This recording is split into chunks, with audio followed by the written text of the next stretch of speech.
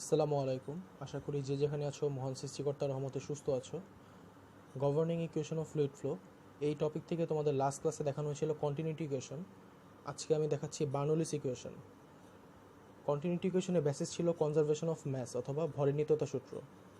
বার্নৌলিস ইকুয়েশনের বেসিস হচ্ছে conservation of energy. আমি আন্ডারলাইন করে রেখেছি, এটা মানে হচ্ছে শক্তির নিত্যতা সূত্র। শক্তির নিত্যতা সূত্র কী ছিল? কোনো একটা ফ্লুইড বা যে কোনো অবজেক্ট যতটুকু এনার্জি নিয়ে কোনো সিস্টেমে প্রবেশ করবে, ঠিক ততটুকু এনার্জি নিয়ে সেই সিস্টেম থেকে বের হবে। এটা হচ্ছে কনজারভেশন অফ এনার্জি। এটার উপর বেস করে আমরা আজকে বার্নৌলিস ইকুয়েশন ডিরাইভ করব। কন্টিনিউটি ইকুয়েশন ডিরাইভ করার জন্য কিছু অ্যাজাম্পশন দরকার ছিল। বার্নৌলিস ইকুয়েশন ডেরিভেশনের জন্য আমাদের কিছু অ্যাজাম্পশন লাগবে। সিমিলারলি অ্যাজাম্পশনগুলি আমি দেখাচ্ছি। ফার্স্ট হচ্ছে স্টেডি ফ্লো, যেটা তোমরা পড়ে আসছো ফার্স্ট ক্লাসে। এরপর হচ্ছে ইনকম্প্রেসিবল ফ্লো, মানে ডেন্সিটি সেম থাকবে। এরপর হচ্ছে ইনভিসিড ফ্লো। ইনভিসিড ফ্লো মানে যেখানে ফ্রিকশনটাকে জিরো কনসিডার করা হচ্ছে। এরপর হচ্ছে ইরোটেশনাল ফ্লো, আর লাস্টলি হচ্ছে অল বডি ফোর্সেস আর নেগলেক্টেড। বার্নৌলিস ইকুয়েশন ডিরাইভ করার জন্য কিছু নোমেনক্লেচার দরকার হচ্ছে আমাদের, সেটা আমি দেখাচ্ছি। এখানে একটা পাইপ দেওয়া আছে, এখানে পাইপের ইনলেট এবং আউটলেট এবং আশেপাশে কিছু প্যারামিটার দেওয়া আছে। তো প্যারামিটারগুলি হচ্ছে এআই এ নট হচ্ছে ইনলেট এরিয়া এবং outlet area, capital V I V not হচ্ছে ইনলেট ভলিউম এবং outlet volume, small V I V not হচ্ছে ফ্লুইডের ইনলেট ভেলোসিটি এবং ফ্লুইডের outlet velocity, P I P not হচ্ছে সিস্টেমের ইনলেট প্রেশার এবং আউটলেট প্রেশার, রো হচ্ছে ফ্লুইডের ডেন্সিটি বা ঘনত্ব, জেড আই হচ্ছে ডেটাম বা গ্রাউন্ড লেভেল থেকে পাইপের ইনলেট পর্যন্ত যে হাইট সেটা হচ্ছে জেড আই, আর জেড নট হচ্ছে ডেটাম বা গ্রাউন্ড লেভেল থেকে পাইপের আউটলেট পর্যন্ত যে হাইট সেটা হচ্ছে জেড নট। আর এরপর কিছু অ্যাব্রিভিয়েশন দেওয়া আছে যেটা আমাদের পরবর্তীতে ডেরিভেশনের ক্ষেত্রে কাজে লাগবে। সেটা হচ্ছে W D work done, P E potential energy এবং কেই কাইনেটিক এনার্জি। সো এখন আমরা ডেরিভেশন চলে যাচ্ছি। According to conservation of energy মানে শক্তি নিত্যতা সূত্র অনুযায়ী, তাহলে ইনলেট এনার্জি এবং আউটলেট এনার্জি আমরা এখানে সেম ধরে নিচ্ছি বা ইকুয়াল ধরে নিচ্ছি। এখন এনার্জি সমান লেখা যায় work done plus potential energy plus kinetic energy. Similarly outlet এনার্জির জন্য লেখা যাবে work done potential energy plus kinetic energy. এটা হচ্ছে আমাদের 1 নম্বর ইকুয়েশন। এখন আমরা জানি পটেনশিয়াল এনার্জি বা বিভব শক্তি সমান কী ছিল? mgh বা mg ইন্টু হাইট। তো এখানে আমাদের ইনলেট পটেনশিয়াল এনার্জি হচ্ছে mgzi, আউটলেট পটেনশিয়াল এনার্জি হচ্ছে mgz নট। গতিশক্তি সম্পর্কে আমরা জানি গতিশক্তি ছিল হাফ mv স্কোয়ার। সেখানে ইনলেট কাইনেটিক এনার্জি হচ্ছে হাফ mvi স্কোয়ার, আর আউটলেট কাইনেটিক এনার্জি হচ্ছে হাফ mv নট স্কোয়ার।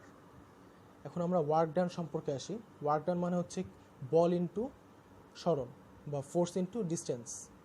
এখন পরবর্তীতে দেখা যাচ্ছে আমরা এরিয়া দিয়ে ফোর্সকে ডিভাইড করে দিচ্ছি। এবার ফোর্স বাই এরিয়া মানে একক ক্ষেত্রফলের উপর প্রযুক্ত বলকে কী বলা হয়? চাপ বা প্রেশার। সো এখানে হচ্ছে পিআই এরিয়ার জন্য ইনলেট এরিয়া এআই, আর ডিস্টেন্স সমান আমরা আগে পড়ে এসেছি দূরত্ব সমান বেগ ইন্টু সময়, সেটা হচ্ছে স্মল ভিআই ইন্টু টি।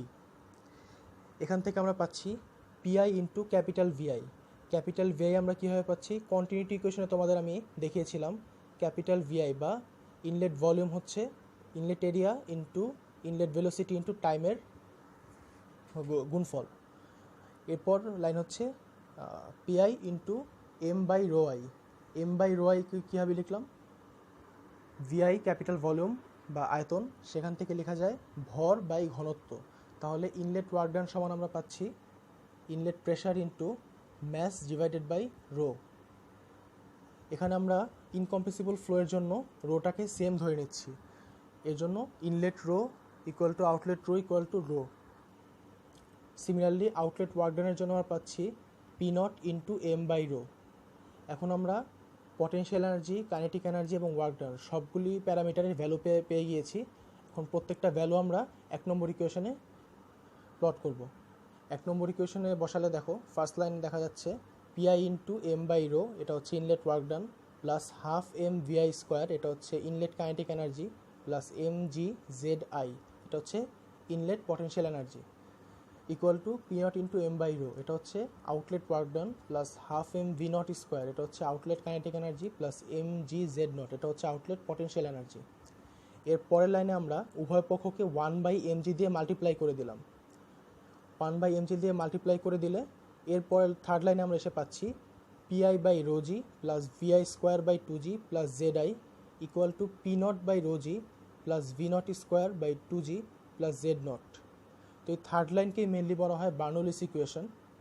এখান থেকে আমরা আরও একটা লাইন লিখতে পারি, সেটা হচ্ছে PI by gamma plus VI square by 2g plus ZI equal to P not by gamma plus V not square by 2g plus Z not.